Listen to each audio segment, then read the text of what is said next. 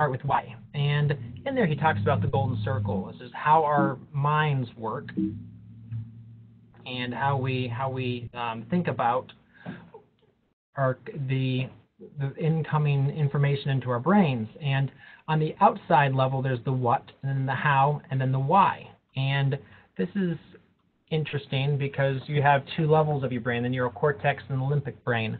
And in the limbic brain is where we want to, as marketers, focus. And the neocortex is all full of number crunching and reasons why I don't need something, and the $3.99 versus the $4.99 price. The limbic brain is all about trust and loyalty and human behavior, and this is where the gut is decision making happening. Whether I like this even though it's more expensive versus that. So this is as we're kind of creating our audience, as we're thinking about how we're selling our product, as we're thinking about who we're trying to build into a tribe. The goal is really not to sell to people who need what you have, who just need a bunch of beats, but really to those who believe what you believe, and focus on building a tribe. And we talk about finding that core group of customers. Well, we do want customers that think as we believe. And so another way to think about this curse of knowledge is when we're selling, we as the inventor or the farmer usually sell with the how. And we really need to be thinking about it more in the why of, why would people buy from us? So I thought a bunch of examples, and kind of this one kind of stuck with me. A grass farmer who's doing grass-fed beef. And obviously you can talk about how it's better for you and how it tastes better. But, also we talk about, we move our cows and that increases the pasture, and we give 14 types of different minerals, and we bed them with wood chips, and, how that makes the cow more comfortable. But, people really are like, that's great for the cow. But they're like, how does that affect me? Well, if we kind of back up a bit and say, grass farming helps sequester carbon, which reverses climate change. So if one of our things we're trying to communicate to our customers is, look, our farming system helps mitigate climate change and puts carbon, one of the main greenhouse gases, back into the soil, they immediately connect with that and they're like, oh wow, yeah, we do want that. That is something that we want to support as a community, as a person. And obviously you need to sell them about how the meat tastes better as well too. But grass-fed beef is usually more expensive, and this is just one of the ways you can help show them that is worth their money. All right, so another thing that to really think about is this why versus how is very helpful in hiring employees. And I know this is not a employee hiring talk, but this is something that we found when we were hiring, that if we just put an ad out for vegetable pickers needed, $10 an hour, we got a completely different group than if we talked about what our farm meant to us and how we were basically changing our food system and how we believed, working with nature produced a superior product. So it really helps when you're out there and it's 40 degrees and raining and you're harvesting beets. The people that get your why don't quit. The people that just are there because, hey, I got $10 an hour, walk out of the fields and never come back. So just one thing to think about as you're hiring those people, because your business is going to explode.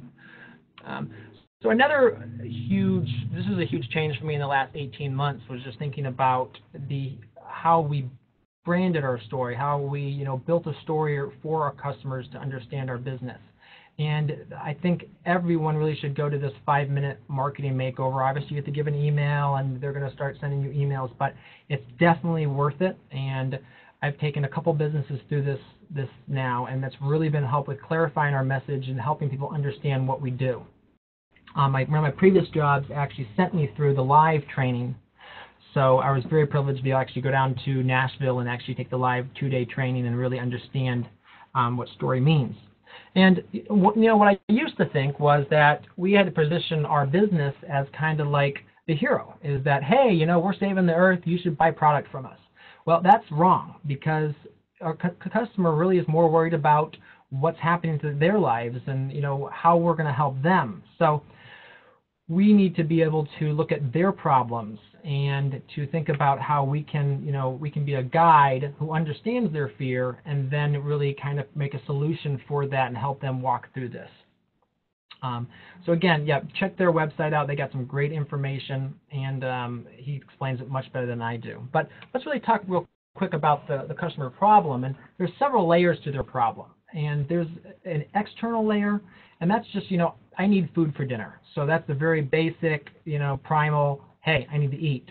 But then there's an internal problem, and this is the problem they lay awake at night. And, I wish our customers would lay awake at night thinking about how they need our organic food or just our farm fresh food. But what they're thinking is more, I want to make healthy, food safe decisions for my family, or, hey, I want to buy healthy food because I want to live longer. So those are kind of, the internal things they're thinking about. And a whole nother layer is the psychological layer, or, what is in the subconscious. So, a lot of people are thinking at that level is like, look, it's more of a good versus evil right there. So, it shouldn't be hard to find good local food, or, hey, why does it have to be so hard to, have a healthy diet? So these are more that philosophical level, which if you can nail that and get that in your marketing, that is very, very effective. So let's move on a little bit and talk about some examples of this and how do we tell that story. One example is we usually talk about some of the sustainable farms are talking about, we don't spray our crops. So, well, how do we turn that into thinking about the customer? It's like more of, because we're concerned about the effect of the environment and your family's safety, we don't use pesticides because we know that's important to you. Or instead of, we just deliver food to your door, we understand that your life is busy, where you're out there slaving away, saving the world and taking your kids to soccer practice. So that's why we deliver healthy food to your door. So just how we're presenting that, how we're saying that to the customers. Then another one is, we make local salsa. So that's just a really basic at the farmer's market. We got nice local salsa. It tastes great. Well, if you're standing in the salsa aisle and you need to have a party coming up and you're like, oh, I don't want to bring salsa, but then you see, hey, when you need to be the life of the party, bring this salsa because it's sure to create a story and something for you to talk about during that. So just a different way of presenting the same information, but and how we're crafting that story and how we're telling that story to our customers is important. So I also want to talk about a couple ads and how they focus on the customer and they don't focus on the product. So yes, this one it says say hello to iPod, but really what it's talking about is, hey, I want to listen to music, and this has 1,000 songs in your pocket, and who doesn't want that? So another one, Coca-Cola. And while I may, not think that this is a great brand, they do an incredible job with their marketing, an incredible job with their customer connection. And their recent campaign that talked about, share a Coke with a friend was extremely effective because it talked about the consumer, it talked about the customer, it talked about, hey, sharing and connecting with those who are dearest in your life. And so that's why that was so effective. But what we're doing here is this ad talks about open happiness and what it's making you think about on a subconscious level. And this is where it goes to the psychologicals. I deserve more happiness in my life. Or, hey, Coke makes me happy. I should be drinking more of it. And, while that doesn't work, it was awfully effective. Another one I really liked was this GoPro ad. And what it's saying here is, they'll never see exactly what you saw, but it's pretty damn close. And what that is really going after is, it's not talking about this technical specifications of the camera, how it has a great fisheye view and how it can go out and it can take water and shockproof, and it's all these different technical expectations of the thing. It's talking about, hey, look, you're an adventurer and you love sharing that with your friends and neighbors and family. Here is the ultimate tool to do that. And so that's really pushing the customer's hero story out there for people to understand. All right, so we talked about being too close, the curse of knowledge. We talked about changing our messaging so we make the customer-centric. Now let's talk about some action steps of figuring out who who our customer is, figuring out what their problems are, because really if we're going to be telling their customer story, we have to find out what their problems are, understand how we can meet those. And then we'll talk about, showing our customer how you can help them solve their problems. Obviously, this is the advertising aspect of, what do you use, Facebook or a website or, text ads and stuff like that. And then obviously, hopefully, the fourth goal is to rake in the money so that your farm can succeed. So let's keep moving. Brittany, is this a good pace? Are people finding this a good pace? Well, if anybody has feedback on the pace, you can type it into the chat, but otherwise I think you're doing great, Michael. All right. All right, so let's talk about who are you selling to. So this is, creating customer personas, and type in that phrase into Google and you'll get hundreds of results and, very detailed ways of how to do that. But we really try to make some simple ones, and one of the things we found was after we started farming, we started to get relationships with some of our clients and kind of just talked more about their lives and understood more about them. And so we would create these fictional characters of just, a clear kind of snapshot of who our customer was, what was their background, what was where they lived, just kind of help try to understand how we could then, market to them and try to understand their needs as a customer. So, this is one of we did a lot of marketing in Saratoga Springs. So we had a lot of young families. And so this is one, 34, lives in suburbia, a couple kids, Waldorf school, and shops at the farmer's market, but has trouble being regular because of family and school responsibilities. So that's a key for us is, look, they really want to support us, they really want to be there, but they have their problem is they can't get there because of family and school responsibilities. Then we also want to know what they believe and why they come to the farmer's market. So this person, they believe local food is healthier, and they also want to support the local economy. So then another demographic for us was the older couple, and so this one, more in the 50s, late 50s. Husband is already retired, is into photography, and also it's another thing we're thinking about is who the family is, the extended family of. We want to kind of learn about them as well. Talk about the kids, talks about the nonprofits they're associated with. And one of the things that we're always trying to do is increase our network. So if we find that a customer is involved in, let's say, the Lyme disease network, we're going to say, how can we cross-promote our business with them? Can we talk about how our farm, actually reduces ticks? Or can we talk about how that when we have an on-farm event, that their network could actually come out and have a booth or a table there to talk to our customers about preventing ticks and Lyme disease. And also talk about, again, why does she really want to buy this food? Local food is fresher. So her goal of this is that the food is fresher and the market has varieties that nowhere else does. So this is more of a needs base that, look, she just wants fresher food, and she really doesn't have a belief of, I want to save the local economy. So that's just, one thing we're thinking about as we gear marketing toward these kind of people, the kind of messaging we're going to use in that marketing. All right, so let's talk about a third person here. This is, Fred, is 27, really only goes to the farmer's market when it's, sounds like it's fun and it's a good idea. Again, not a lot of local, nothing's really tying him down. He may be moving out of the area, and he's just more of a casual shopper.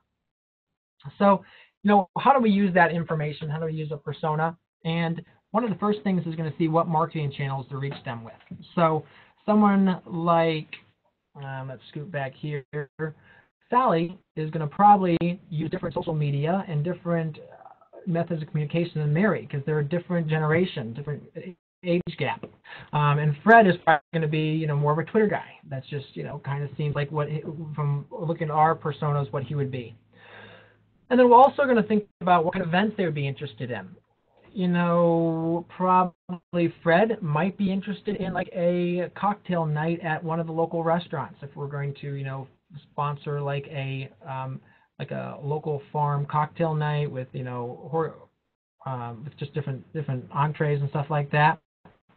Mary might be interested in a, farm to table dinner in the field, with a multi-course meal, really high-end, expensive thing, a nice thing to take her husband to.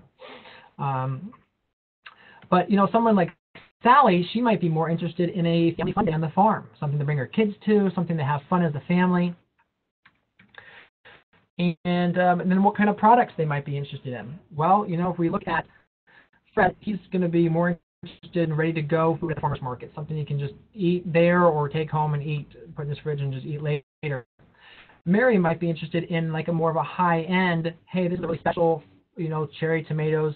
We have a really high-end special CSA for you where you get just, some very unusual varieties, the best of the best.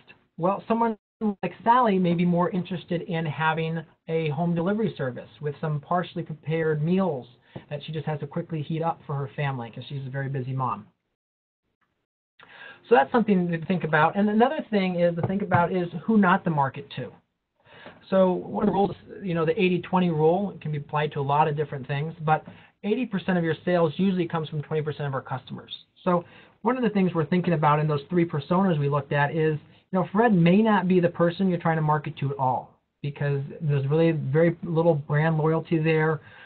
He's away frequently, and his whole goal is really more just to pick up a little bit here and there. He's not more of a committed customer. So it's one of the things to think about. And as you're doing your personas, is who the kind of people you actually, may on the 80-20 rule 2.0, 80% of your problems come from 20% of your customers.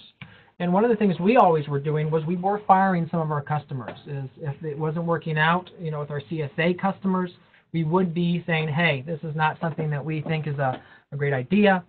We think we just move them off the list.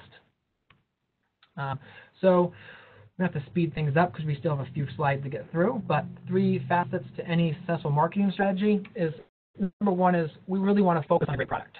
So one of the things I focus on is when we start consulting with people, when we work with people, is number 1 is really getting that core product group very good quality. So it's, the iPod versus the Zune. Both were music players, but iPod won. And why was that? It had a great backup store, a great interactive store, very easy to use. The interface was easy to use.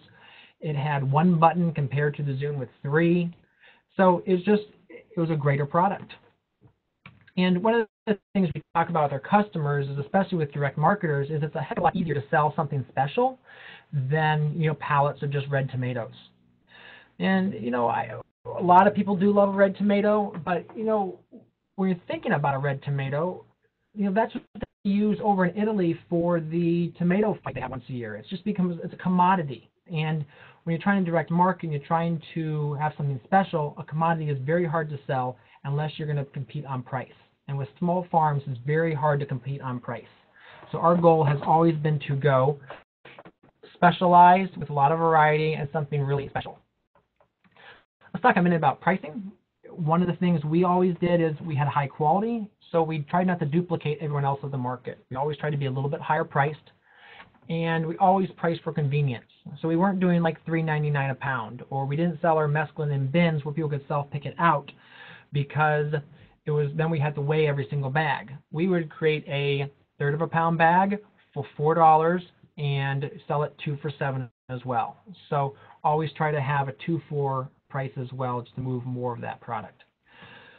Another thing we focused on was the building relationships. So we have a great product. Now we're going to try to build relationships with those customers. And you always realize that the number 1 marketing tool is our word of mouth. So one customer tells the next customer, tells the next customer.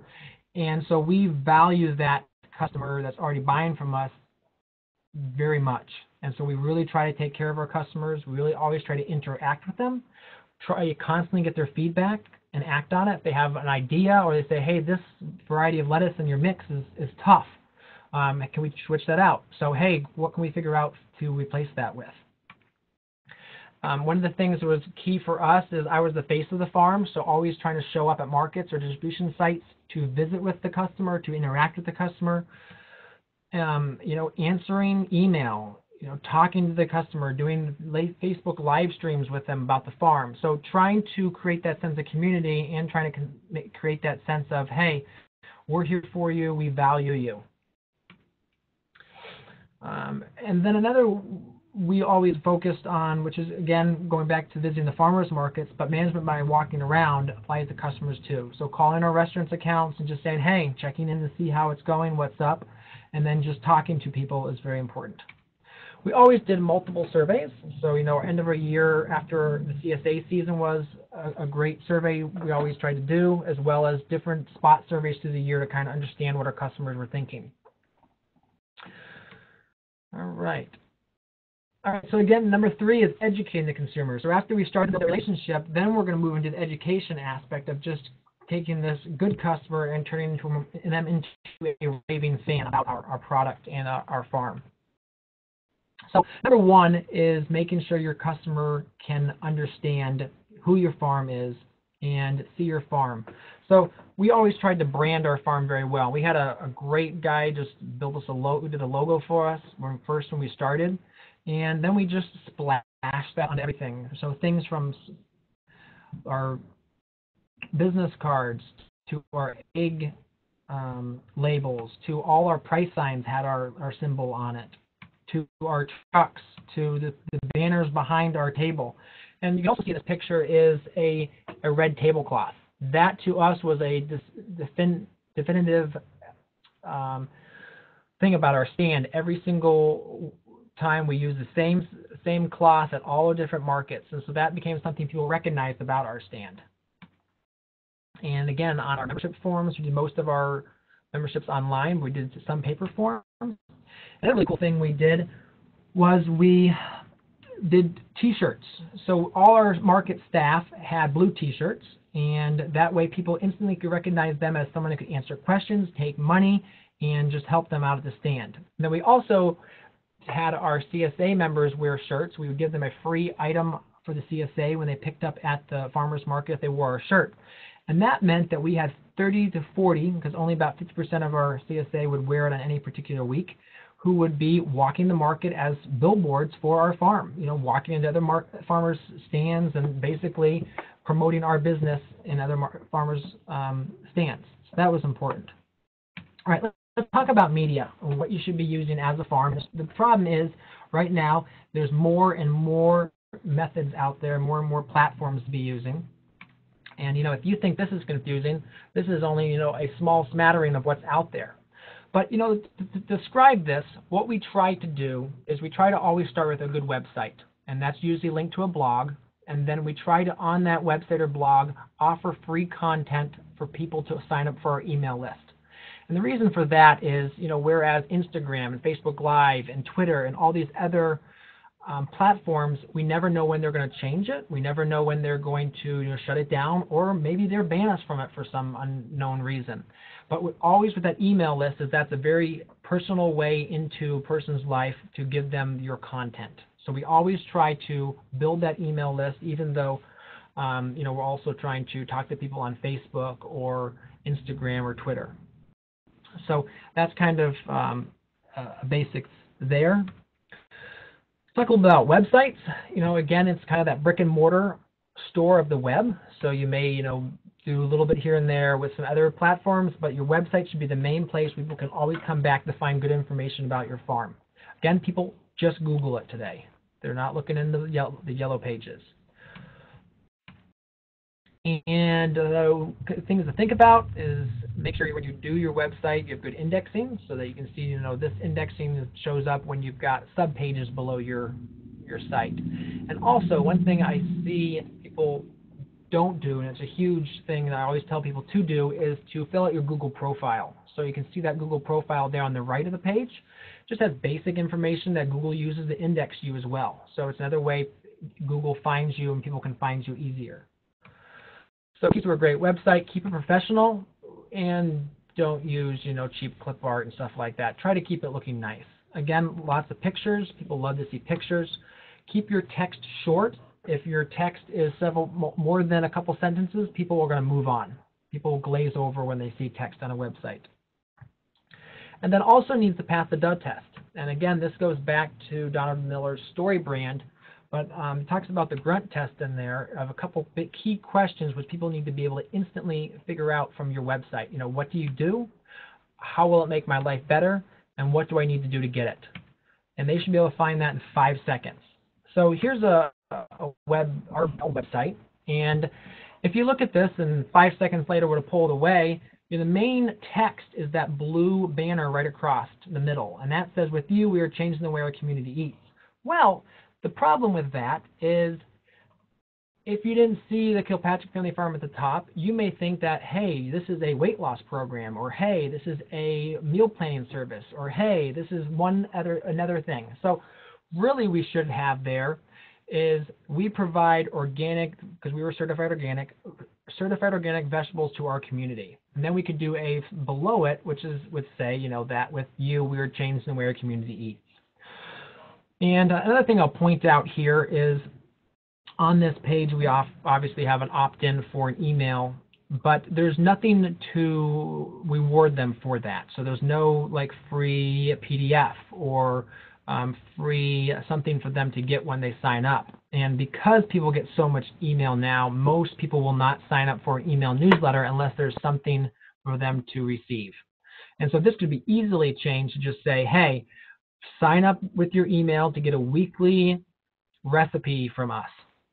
And you're going to send, that weekly recipe in your email newsletter, which is going to have a lot more great content. But that's just an easy way for them to say, oh, there is something for if I give them my email address. Other parts on the website we always tried to have great recipes. Again, people are buying vegetables, but what they really are doing is feeding themselves. And having easy ways for them to use your product is always is good. Other recipe sources. So also try to have very clear, very concise, and very easy to understand copy. So you can see here one short paragraph about what we're offering, a infographic to kind of show how it works, and then we'll also at the bottom right hand, you can see that there is some short testimonials. So just basically getting some good feedback of establishing authority of, hey, people actually like our product. And then we'll talk about call to action later, but up in the right-hand corner, upper right-hand corner, you can see that big blue box which says join the CSA. So that to people is important. They need to be able to instantly hit your site and say, oh, look at that. There is what I need to do right there.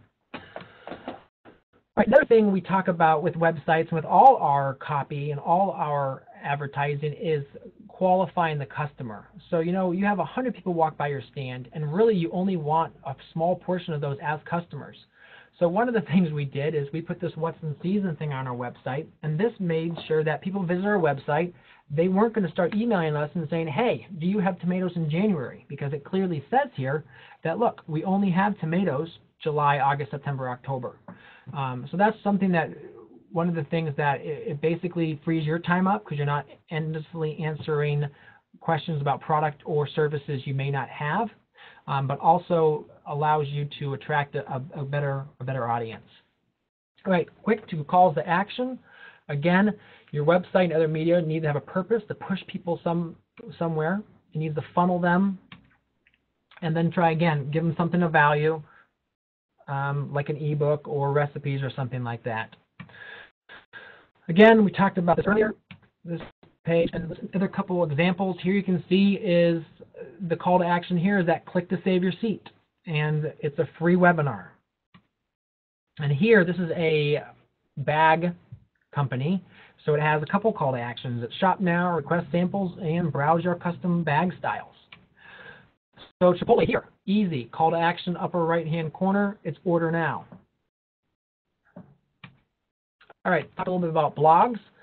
So whereas your website is usually more of a static landing page, people hit it, it's more, it doesn't change a whole lot. Your blog is kind of an active, constantly evolving, where you're more of communicating with your customer. And obviously, we're linking a lot of that with our email newsletter. So the biggest thing with communicating and marketing is creating that content. So if you can take some content and use it in multiple places, then that's going to be very important for you to save you time. So a couple things we're doing on the blog is obviously pictures of the farm, what's going on. And we also did some policy articles. So we were trying to talk to different groups and different about why we believe what we believe and what a local vote meant. So this was something we posted in January about, hey, New Year's resolutions. This is kind of what we're doing for our New Year's resolution. Another thing we really tried to do was co-brand other blogs to really expand and explode our reach and our brand awareness in the community. So co-promoting, increases your reach. They really become your advocate. And one of the things we did was trade a CSA share for weekly recipe articles. So this woman had a blog, and so every week she co-promoted our farm as we gave her free vegetables, and she gave us an article which we could post on our website and into other media. And then increases our content too. So we were able to produce a lot more content now because she was creating some of that content for us. And then they were really giving us feedback and ideas for new products too. So because they understood food much more than a lot of our customers did, they could kind of dial in on stuff that we needed to work on. So again, one of the things we did is worked with a local newspaper and did a weekly article, or I think it was maybe a monthly article about local food. And again, this is that blog we worked with to co-promote our vegetables. She did a beautiful job with beautiful, stunning pictures about the different things she was doing. All right, let's talk about an email newsletter. And again, I talked about this being email newsletter being a key way for you to share content with your customers on a daily and weekly basis. Obviously, you don't want to be doing too often. So why? You're building relationships over time. Most people are going to hit your website. Maybe they'll sign up for your email newsletter, but they may not shop with you for a couple of weeks until they understand who you are, what you have to offer, and why they need it. And so another thing it allows you to do is really to target your audience through segmenting. So normally we're just going after a first name and a email address, but for someone that's selling, location-based goods, you can go after where they're located, their age, and that all sorts of demographic information. And if you were to actually subscribe to some of these customer management systems, CRM systems, they can go in much further because some of those will actually pull in your customers' social media data too, and so you can go to how many kids they have or who they're married to, all this stuff, and really get an idea of who they are and really target and segment your audience more. Email marketing is very cheap. Most lists that you are going to probably be running are going to be free. And with a new drag and drop ways to put these together, very relatively simple. Frequency. So we really tried to aim for once a week right before our markets, but also we can have special ones for, signing up for your CSA and different events on the farm. So, and another thing we're talking about is, so when do you send this? Because, sometimes I'm in my inbox and I just delete a bunch of emails, and sometimes I actually want to read them. So prime time is, after they've answered all their other emails or if they're at work. So we found between 10 and 4 p.m., 10 a.m. and 4 p.m. And that seemed to work for us. And then we also, our main one went out on a Friday, right before our Saturday markets. So we had 3 Saturday markets. So that would be something that we try to put it out then so they can understand what was going on at the markets. What's involved, of course, creating content. And so on the various other channels, you may be creating content, which may then feed into your email newsletter. Again, lots of stuff that can feed into it. So on Instagram, we can take stories, pictures, and that can go into our email newsletter. On our blog, we're going to be creating articles. That can go into our email newsletter. On our Facebook Live, we can do a quick video of, hey, this is what's going on in the field today. We're planting strawberries. This is how it works. And then that can go into the email newsletter. So different various ways to build that to create exciting content for people to read.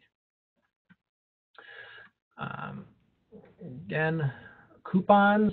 We also try to do a recipe. And we have really always liked the MailChimp. There's plenty of other options out there, but MailChimp has always worked for us, and we've been subscribers to their system for probably 6 to 8 years now. All right, let's talk a few minutes about Facebook. We're starting to get down to the question time, so we want to move these last little bit pretty quickly here. But Facebook has evolved rapidly since we first started using it, and this is one of my current pages right here. You can see the different aspects of it. Kind of content we're trying to create on this is, obviously you can see here we've got some blog articles on pizza or different like a recipe we released. One thing we caution people from doing is just sharing other links. So you can see on the bottom left-hand corner, it's a article about the current state of the industrial food system. Well, that is good information for our customers, but they're going to just look at that and keep moving on. The ideal way to just deal with a article like that is to take that article, write 2 paragraphs about it on your blog, and then share that blog post. And so that means they're going back to your blog, and then they may click around more on your site, sign up for your email newsletter, instead of just clicking on a story and then moving on your Facebook page. So just a couple of things to think about there. Again, interacting with customers is very important on Facebook.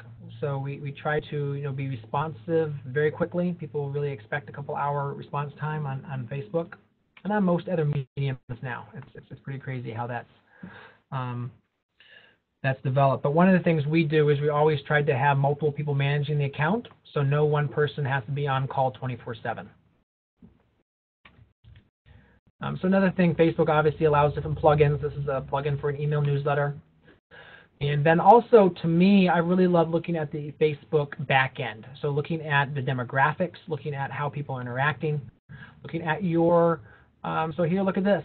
We talk about women as being the primary food decision makers in their family, and that is kind of holds true across our demographic of who's liking our page. We have a 70% female audience. And that is changing. That's more rapidly going more equal, but it'll take a while before that happens. And then you can also look at where our people are located too. So you can see, again, most of our people were in Saratoga. That was our largest market.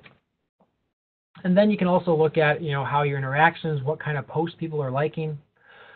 One thing you do have to realize is Facebook is trying to make money as a business, and so they are charging for some of that functionality. So if you really want to get good virality on your posts and a good interaction, you are going to have to start paying for it. But it is the most effective advertising right now compared to spending money on Google AdWords or spending money on newspaper ads. Facebook right now is many of the big influencers are saying is the best bang for your buck.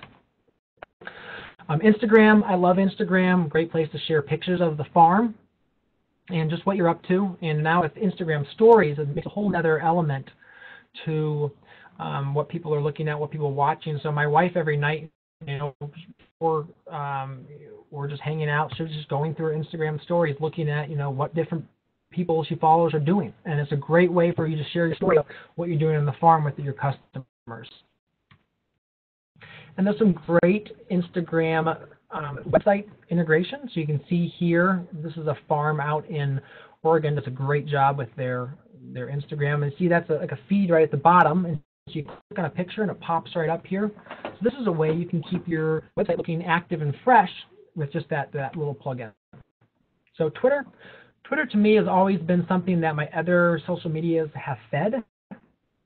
And so, once we post something on Facebook, we obviously have it tweet out to Twitter as well. Twitter right now is really struggling to find their voice. And so, doing some interesting things with, they did a football game last week, and I think they did a debate a couple days ago. So this is something they're still trying to develop. It's one of those things that's got a ton of people on it, but it's not really good bang for your buck, and not a lot of it happening right now. Pinterest, great for recipes, great for pictures, great for stories that you want people to understand and go for. But I don't see as much of a use as some of these other ones. But again, that's just me. So once you have all these different platforms, different Facebook and Instagram and all these things, how do you manage them all? So there are definitely some management tools out there. And one of the things that these management tools allow you to do is schedule updates, and some of these platforms do allow you to do that. But this is an easier way to keep track of all that, and really helps track metrics as well. So something to think about if you're trying to do multiple platforms. And we don't recommend that at first, but it's something you may be moving into. Resources. So this is kind of the last leg. And so, Brittany, if you want to start thinking about what questions people have been asking, or if people want to start thinking about questions and start typing them in, that'd be a good place right now. I'm going to a couple more slides, and we should be ready for questions. So the big thing is just don't get overwhelmed. You know, there's a lot of content here, and I went through a lot of this pretty quickly, but take one or two things and work with that. And then another thing we always really try to encourage people to is really work with your customers to help you with your media. So if someone can come in and do a blog post a week, or someone can take your CSA pictures every week, one thing we recommend is take a picture of the CSA share and point out what's in that share. So that's something people can do, and you can just build people into your team to do that, because the biggest thing we don't want is we don't want our farmer burnt out on the farm, because then that really is a problem. So a couple books we really like. If you want to understand the science of shopping and why people buy, these books are great. This guy had a great consulting service, is still running the business, which basically videos customers and different shopping experiences, and understands, you know, what people think and what makes them buy. So excellent books. A couple books on more of the farmers market story, and a new one by Simon Huntley, which manages the CSA software site, is Cultivating Customers, and it's coming out in a few days. I'm excited about that. Obviously, a couple of business books. You can find Joel Salatin, always is full of ideas, just things to think about. And Seth Godin is one of the guys who founded Permission Marketing and the whole, you know, opt-in instead of spamming people. So very good information there on more of the philosophy behind some of the marketing. And then a couple other books here. Enchantment by Guy Kawasaki, of how to create raving fans. You know, how to really get people excited about your product and what things you can do to do that. And then Platform, which is by Michael Hyatt, a leader I very highly respect, and always talks about getting noticed in a noisy world and different things you can do to build your brand and build your platform for customers to understand who you are and what you have to offer and why they need to follow you. So with that, we're just going to move to this slide, which is just how you can interact with us and follow us. And I'll turn it back over to you, Brittany, for any questions we may have. Awesome. Michael, do you have sorry, we have a few questions coming in, and I just want to let everybody know that we will post a recording of this webinar on our website. I know there was a lot of content, and we moved through it pretty quick, but you will be able to view it in about 2 weeks, because there's a lot of really great information in there. And there was just actually a quick question. Do you have like links for these books? I just got that. I don't, but what I really should do is I should create a blog post with just that lists the books I have found helpful in marketing, and I might be able to do that tomorrow, or I'm going to have to wait till next week, but I'll probably try to do that within the next week or so on my blog. It's just create a quick blog post with some of the books that I found helpful. Cool, thank you. Can you read the chat? If people send chats in, can you read it there? Just want to know. Let me see if I think I need to get back to if I move out of stop sharing, and then yes, here I go. Okay. So everybody, just a reminder, the chat button is that little icon that it's a little speech box that says chat underneath. You can type questions in. Make sure you type them to everyone or to Michael. Michael, I'll start off with a question that I have. You have really high quality photos that you're using in all. Are you doing that with a cell phone, or are you taking the extra step and using like a better camera to do that? Yeah. So yeah, I mean, one of the big things with the current cameras out there, with the current phones out there, they just take such great pictures. So, you know, all of my Instagram photos are just with the iPhone. And I'm really, really lusting after the newest iPhone that came out that has dual cameras. But that's going to be a while. So yeah, I think cell phones are such great. And just learning the basic, if you type in basic photographic techniques for iPhone or Android, you can double the quality of your photos just by some simple hacks and simple techniques. So that's important. The other camera which I use is actually an older camera, which I love, and I don't think they've actually come up with a better one recently. It's an Olympus ELP1, which is I've had for, I think they don't sell it anymore, but I've had for like, they have some new versions out, but I've had it for 5 or 6 years now, and it's just an excellent quality camera. It takes really good photos, and it's only a couple $100. But the biggest thing I will stress is that in taking photos, it's when you're there, if you're at the right time. And so normally we all keep our phones on us. So learning how to use your phone's camera and just taking those photos is more about taking the photos, then going and buying an expensive camera, which will probably sit in your office and you'll probably only pull out a couple times a year. But one other thing to point out is on some of our photos, we did have professional photographers come in and we traded a CSA share for that. That was once we had gotten a lot bigger. And so it's only probably, maybe 10% of our photos, but that was something that we basically traded a CSA share for a professional photographer to come out and take pictures 5 or 6 times a year for us. And just take pictures of crew, take pictures of market. We use them in promotional, but also, obviously in the webinars and seminars that we offer across the country. Thanks, Michael.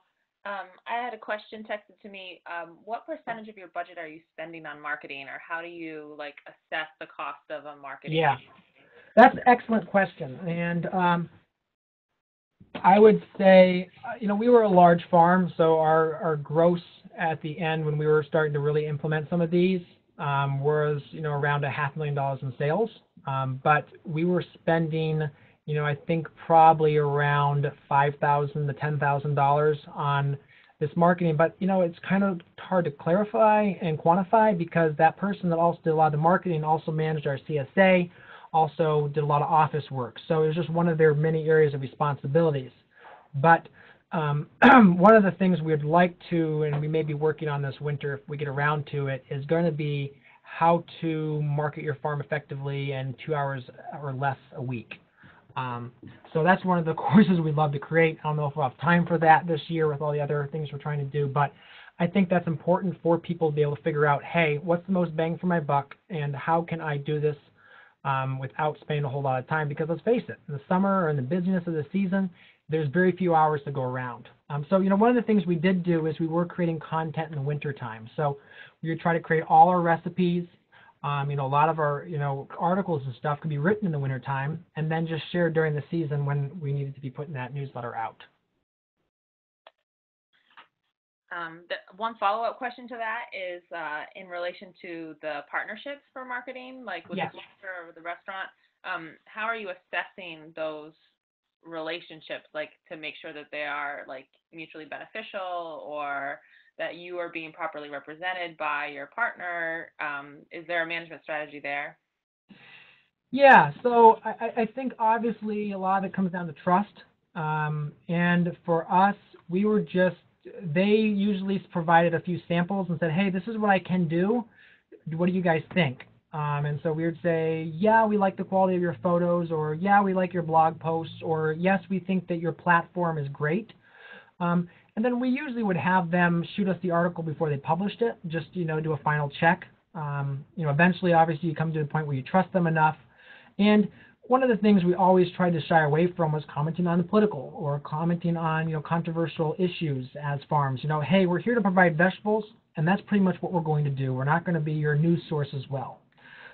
So, trying to shy away from that can also help with some of that aspects of things. But, for us trying to establish the value of that, for us thinking about it, to us, the vegetables are cheap. And for someone to be able to trade some great recipes, which we could use over and over and over again, was priceless.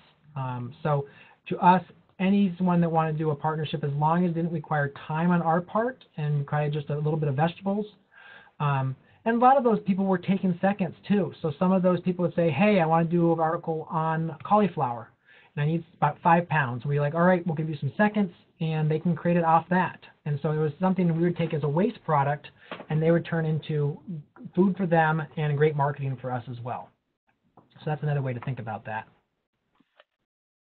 Awesome. I actually don't have any more questions on my end. If anybody else has questions, you can go ahead and type them into the chat function. You can also text them to my cell phone, 857-383-7020. But if those don't come in the next couple minutes, I think we can just wrap up. Do you have any final thoughts, Michael, or anything, any parting words of wisdom? Not necessarily. I think the biggest thing is just to try to be real, try to share who you are, and produce a great product. And that's, I think, is the basis of what we did. Is we just really tried to focus on producing that great product and understanding where our customers were coming from and what their needs would be. And that's why we created some of those. The different programs we had, some of the delivery programs and stuff, as we realized people couldn't make the farmers markets. And so we tried to do more of the home delivery. And when we started to move into wholesale, for us was more about meeting our customers where they were, so because they just couldn't get to the physical locations of our sites. So just looking at that and thinking more about, hey, this is convenient for me to go to a farmer's market, but hey, what's convenient for the customer, and then figuring out how can we make that make money for us, but supply their need as well. Well, thank you so much. I really appreciate. Yeah. Okay. Looks like we don't have any more questions. So, Michael, I want to thank you for your time. Again, everyone, we will be posting a recording of this webinar, hopefully within 2 weeks, on the Beginning Farmer page of the NOFAMAS website. That's nofamas.org. You can email me, Brittany@nofamas.org, if you have any questions about the webinar. And then, Michael, they can contact you at grow@michaelkilpatrick.com. Is that it? That is true, yes. Yeah, that's the best way right now to get in touch with me. Awesome. Thanks, everyone, and thank you so much, Michael. That was an awesome presentation. All right. Thanks, everyone, for attending. All right. Have a great evening.